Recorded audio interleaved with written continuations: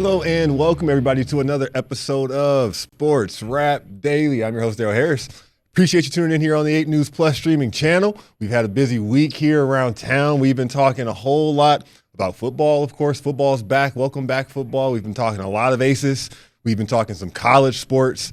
No, we haven't talked in the past month or two, dating back to the Stanley Cup, our Golden Knights. We're going to see a whole lot of what is in store for the Golden Knights coming up this season because they have a new head coach, Ryan Craig, and he sat down exclusively with our Alexis Bass. They talked at length, and we're going to hear the whole conversation today. And in there, you'll get to learn a lot more about Ryan Craig as the person, what his mentality and philosophies are towards coaching, what he's looking forward to and excited about. But remember, he's been with the team from day one, essentially, and that was the continuation of his playing career. He went from playing straight to coaching and is uniquely tied to the Golden Knights. So I will let Alexis do all the heavy lifting from here on out. Buckle up, grab your snacks. We're going to enjoy this interview and learn a whole lot more about what's in store for the Golden Knights. Coach, I know it wasn't too long ago, but what do you remember most about June 18th of this year? Well, I think just the news and the people I heard from. When the news came out, and then you reflect on the opportunity and the great opportunity that's here to lead this group of men. What sticks out when you reflect on that and you have the summer to do so? Well, I think you get to work. I think that for myself, it was trying to connect with each and everybody on the roster. Some of the guys been fortunate enough to coach before or know. Win with. Others, it's starting to build that relationship. And yet I had to be conscious of those guys just finished playing on that Sunday, and 2 wins away from winning the Stanley Cup. The opportunity that doesn't always come. I went through that here with our team the very first year. So you want to give them their space. I'm excited about obviously the next season and what's to come. But it was important to have a few conversations with them and start to build those relationships or rekindle them, I guess. You had a 14-year playing career and then it felt like a snap of a finger and you were coaching. Did you ever imagine that quick of that series of events to have happened? Well, you hope to stay in the game when you retire. As I've said before, start to prepare for it a little bit and you make the decision to move on to the next phase, I guess, of my hockey career as a coach, not a player. The thing that people ask you the most at that time of your career is, are you sure you're done?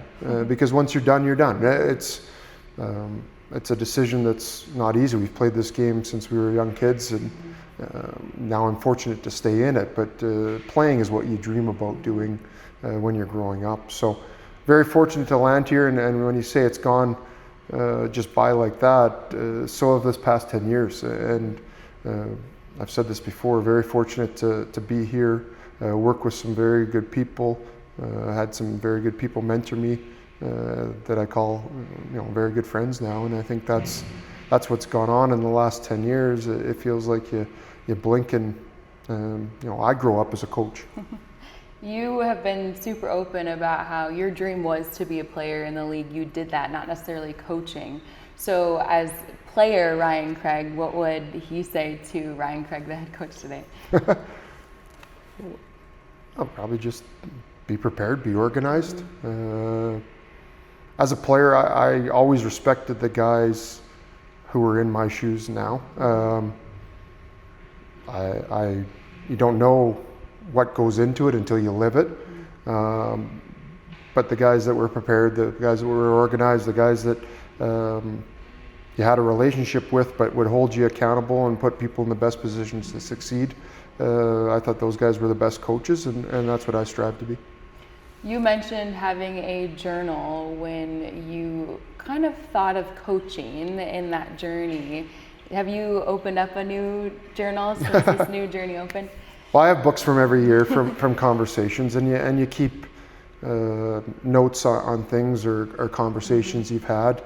I've done that over the summer. I think that it's important that when you're talking to a player or somebody that you reflect on what's said or what they take out of that or what they tell you. Maybe you can come back to it at a different time. But a lot of that stuff is, the stuff that gets said in the summer is words. Now we're getting into the time here where it's almost actions, and it's time to get to work on the ice and with the games and the play and start to build our game and our group. I remember seeing you in the elevator during the Stanley Cup Final run, and of course the news hadn't broken yet that you were head coach. So what was it like for you at that time to be watching that series unfold, knowing what you knew in the current role that you had? Well, I didn't know anything. Like I said, I didn't know how this was all gonna work. My job after we finished our season in Henderson was to come up and support the Vegas Golden Knights and with the taxi squad that came up to be extra and run that and be around them. And I was very fortunate. I had a relationship with obviously the coaches in the coach's office before, and then John Tortorella himself. So I was probably privy a little bit more to those conversations. Torts and I had conversations. We've talked since. You're invested in it. You're invested in it. A little bit on the outside looking in, just because you're not traveling or doing all those things that you normally would do, but you're invested in what the organization is doing and feel you're a part of it and want to support any way you can. But as for knowing, there was going to be conversations that were had when the year was complete. But at that point, everybody's focus, including mine, was doing anything you could to help have a chance to win the Stanley Cup. How helpful is it to have that taxi service? Because the Knights are one of about a dozen organizations in all of the NHL to have that, and you guys really do get to go back and forth so easily. Well, if you're talking about the relationship with Henderson and Vegas and being in the same city, it's a very good thing. It's also very good that we have our own separate practice rinks and our identities and that. But to be able to support the organization with the AHL team being here is very beneficial. We've seen it with guys getting called up and sent down. Player availability, goes into managing the cap, the travel, all that stuff. It's a benefit that our organization has done a very good job of continuing to develop. And I think it goes a big part into it. And as for the taxi squad, teams do that as playoffs go on and their American Hockey League teams get eliminated, and those guys they have a legit chance to play. We had guys playing with us in the American Hockey League playoffs. A guy like Braden Bowman who came up and played in Game 6 of the Cup Final. Guys are ready to play. Jacob Magna joined the team as well as kind of the eighth defenseman. So there's opportunities there for those guys. They know it. It's part of the job. We try to keep it light while getting our work in because they know they're not necessarily playing or traveling. But we have a good group of players to support there.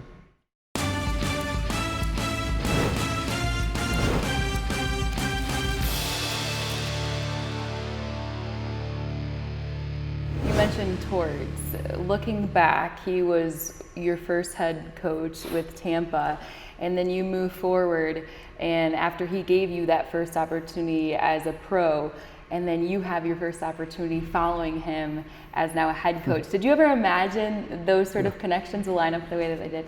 No, not at all. It just shows you how small this hockey world is. It's a big hockey world, but the people you cross paths with, the relationships you make in this business are important. I think that's ones that I know I've leaned on certain people that I've worked with in the past. Those are your confidants or your network that you use. Torts is one of those guys for myself in the sense of, like you said, gave me an opportunity. I thought he was obviously a very, very good head coach at that time, has continued to be. His career speaks for itself. And he's still somebody that I've talked to a few times over the summer. I'm a John Tortorella fan, and not just the hockey side, but the person and his family. You mentioned how special it is to have those relationships, build those relationships. You were asked early on how you continue to build this team, and you said it comes down to relationships. Is part of that because of the proud dad and husband you are, wired that way? Yes, for sure. But I think it's the new age athlete. The athletes now have changed. There's social media and everything that goes into that has become a big aspect. Instant feedback, I guess. You can ask, I'll say Google anything, but you can ask your phone anything. You get an answer. It's why.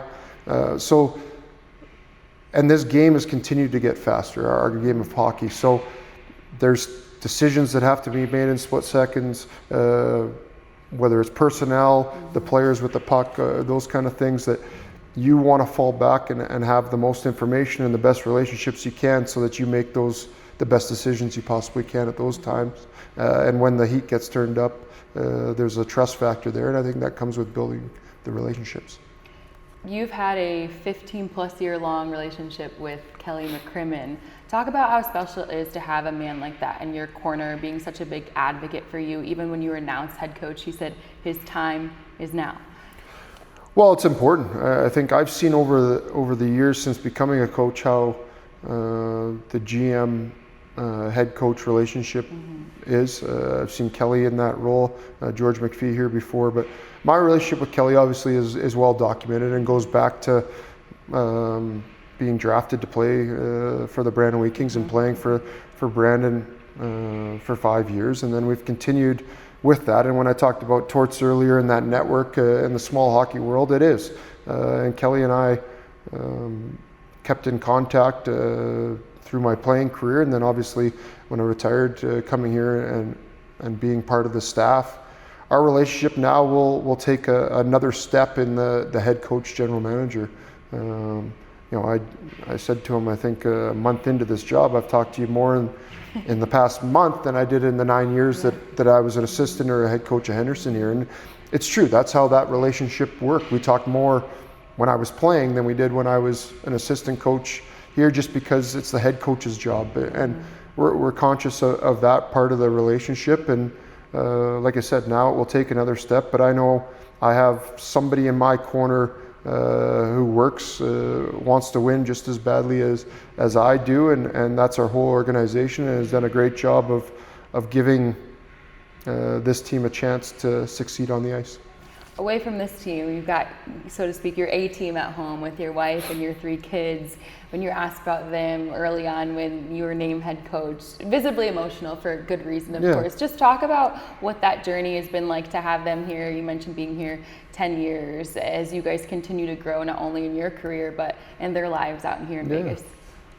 Well, we've grown up as a family in Vegas. I think that's something that continues to be important. I don't think you can have success or do this job without a great home base. It allows me to get away from the rink. It's important that I'm involved in everything my kids do.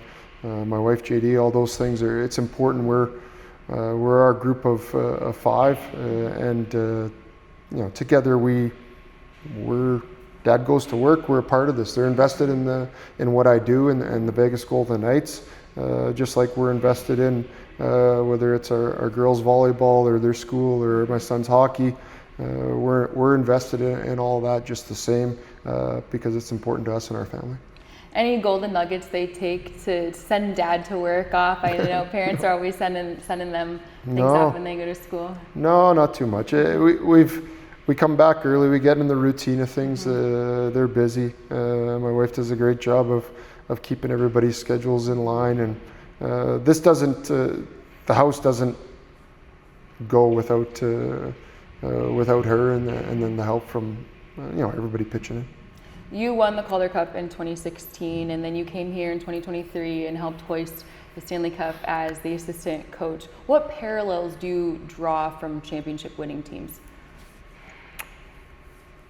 Well, the team aspect of it. I think the team, when I look back at those teams, we weren't maybe always, we had a lot of talent on both those teams, but it's how guys accepted their roles, how there was a true meaning of team, and every team's going to say that, and hey, you think you have it every year, but when the times you go through the ups and downs, the trials and tribulations of the season, and then into the playoffs.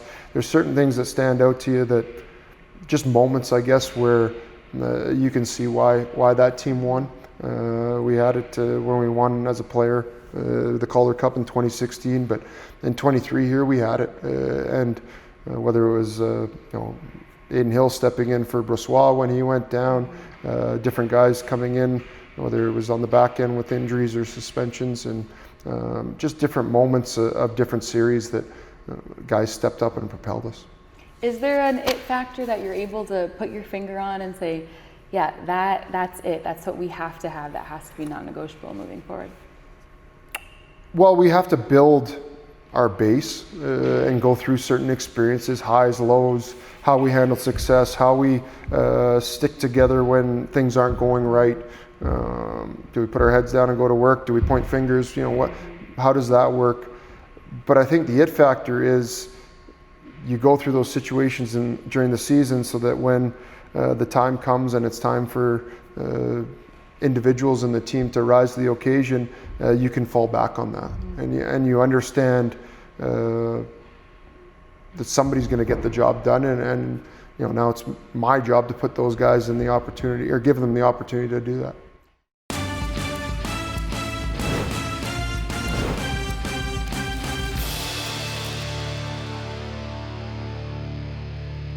You mentioned Aiden Hill, you worked with him, you also worked with Carter Hart down in Henderson, sort of a unique position. What do you hope or imagine that goalie room to formulate, with both working with them in different places? Well, I think both guys are very motivated. Carter's had a good summer and is excited to get back and go through a training camp and all those things that he hasn't been able to for the last few years. Aiden Hill, I think, is a motivated individual, because last year individually for him it wasn't the year he wanted. He's won a Stanley Cup, so he knows what his peak game looks like. I feel very confident in our goaltending duo that we have there. I think they're going to push each other. I think we're going to need them both to play games. We're going to play 84 games this year. We're going to get to where you want to go, you're going to play over 100 games. So you need two goalies. We saw that in the playoffs this year. The days of a guy just running through a whole season and all the way through seems to be a bit of the wayside. But we expect those guys to push each other, support each other, and be the backbone of our team. Coming back to your journey getting here, you even mentioned going back and finding a pin that you wore from a couple years ago. Anything else, whether that's physical things or metaphorical things, that you've been able to dig up from your time here with the Knights? Well, there's lots of Vegas sweatshirts still that I got the Henderson ones, the Vegas ones. So there's lots of good apparel we have. I think it's we get spoiled here with all the gear we get, but no, just excited to continue to work with the players here, lead them, and obviously chase our goal of winning another Stanley Cup.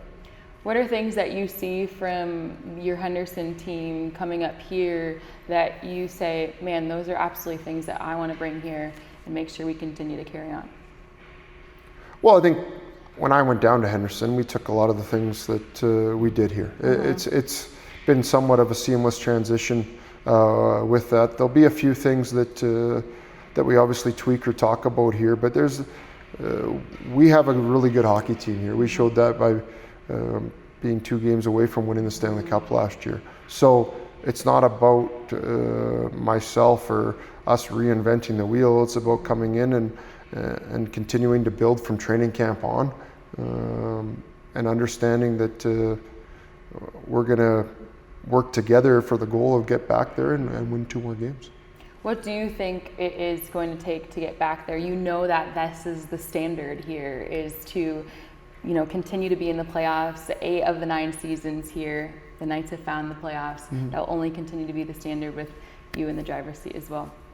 Well, the standard is the standard. I think we're not going to run from that. We know what that is. I think, are we going to talk about the Stanley Cup each and every day. No, we're not. We're not. Our focus is going to be on how do we get better that day. It'll start with our training camp, which is 12 days and 4 games this year compared to almost 19 or 20 last year and 7 games. So we're going to have to hit the ground running. We're going to have to get our work done early because we dropped the puck on the first day of the season for real. So it's going to be a quick camp. I don't think our players are going to be disappointed in that.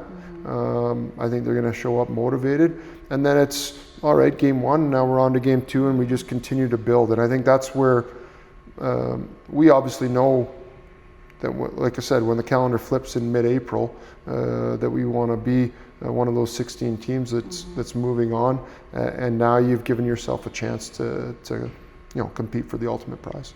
With this new hat you wear as head coach, is there something that excites you most versus maybe have a fear in most? No fear, excitement. I would say anxious to get going. I'm ready to go now. We still have 3 weeks. I think 3 weeks today we hit the ice for the first time with main camp. So I think it's just an opportunity to lead this group of men. I think that's what it comes down to for me. Very grateful, very fortunate for that. Looking forward to it. When you look back to taking in that role as head coach, then you look at the trajectory of how many coaches have been here since the Knights have been here and have been so successful. Was that intimidating at all, knowing that, okay, there is such a high standard here, and despite the fact that coaches have left, I have a role and a duty to continue to uphold that, even though there's been so much success here? Well, you said it, the standard. I think there's a standard here that, it's been well documented after the first year that became the standard. And I think the players that are here, most importantly, understand that. Myself and our staff certainly do. I think the organization, and I think the fans do. The fans have a standard they expect, and that's exciting. You want to be a part of that. That's what we strive to. We want to win each and every time. We're competitive people. We're a competitive group. We have a chance each and every night to do that we step on the ice, and that's how we want to play. Away from the ice, what fills Ryan Craig's cup? You're talking about like to drink or What's to do? in your cup and what do you do? Well, just spending time with our family. We get away we're fortunate to get north to Canada in the summer, spend lots of time on the water, swimming, boating, tried to do a little bit of golfing, didn't get to do as much this year. But just spending time with family and friends is always a lot of fun, and try to make sure you enjoy that stuff. If there's one thing you want this team to take away from moving forward at the end of the season, what would that be, despite winning and, of course, hoisting that cup?